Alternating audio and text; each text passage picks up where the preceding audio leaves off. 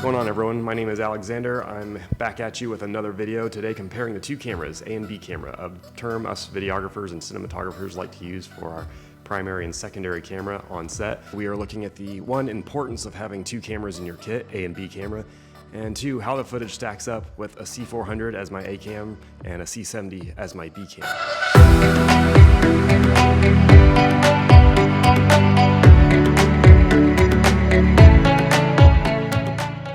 So I have a little bit of OCD and I noticed dust and hair all over my shirt and I wondered to myself, how did that get there? And then I remembered, oh yes, I got a new kitten yesterday and I've been giving that kitten hugs all morning. I'd like y'all to meet General Tanuki. We'll go ahead and compare the two. We have the C400 recording at RAW HQ and we have the C70 recording Canon RAW ST. The Canon C70 will not film RAW HQ. The C400 will, giving us a bit rate of about 1,300 megabytes per second, I think a little more. And we're at a little over 400 megabytes per second on the C70. So obviously a lot more information is being recorded in that RAW file format on the C400. I'm using the 70 to 200 RF 2.8 on the 400, and I'm using the 24 to 105 2.8 on the C70. Now I'm at proper orientation for A and B camera. We have a punched in tighter angle on my A camera and a little bit of a wider angle on my B camera. So if you can swing it, I would urge you not to sell your C70, not to sell your R5C to get the C400. And there are some benefits to that. Having two cameras in your kit is obviously going to increase your production value, your workflow. It's going to enhance your post-production workflow by having multiple angles, multiple vantage points, and also when you're making your cuts, you won't have those hard cuts. You can cut back to your B camera footage so your footage looks a little more smooth. Oftentimes there's the production value associated, the aesthetics of it all too. When you show up on set and you have two cameras rolling, your client is all of a sudden impressed with your workflow, with your setup.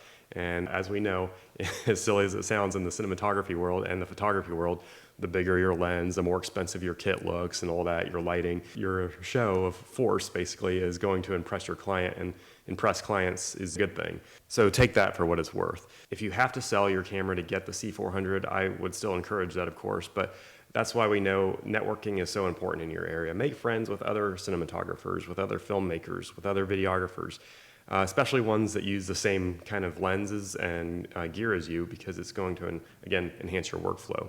So we can see the side-by-side comparison of the footage. I think the C70 is a worthy B camera to the C400, but it's more ideal when you have two cameras that are filming on the same exact codec, and I think the C80 would be the perfect match for the C400, given it's got the same back illuminated full frame sensor. For right now, I'm working with a Super 35 sensor, which is more than fine. There's just going to be a little bit of that crop factor when you're using your full frame glass, of course. I like to keep both of my cameras, A and B camera, configured for tripod use, and then I'll have my A camera for handheld use, and then I'll have my B camera rigged for gimbal use. This has been very helpful for certain jobs and projects that I've worked on where I have my interview completed and I can quickly just grab my B camera, throw it on the gimbal, and go get B-roll shots around the office or around wherever I'm filming an interview. As we know, B-roll is essential. A few years ago, it was all over YouTube, how to shoot B-roll, 120 frames per second, blah, blah, blah. B-roll is supplemental, but if you do a good job on your primary footage, you also want to do a good job on your B footage or your B-roll. You want a B-roll camera that's suitable to keep up with your primary camera. All right, I think that covers it. How does the C70 compare to footage of the C400? Is there much of a noticeable difference? I'm sure there's some compression going on YouTube here, but I'll be interested to see once I get the footage on my timeline. Of course, right now I have to shoot in RAW on the C400 because iOS and Final Cut Pro are still unable to process the MXF files from the C400, but for some reason they can do it on the C70.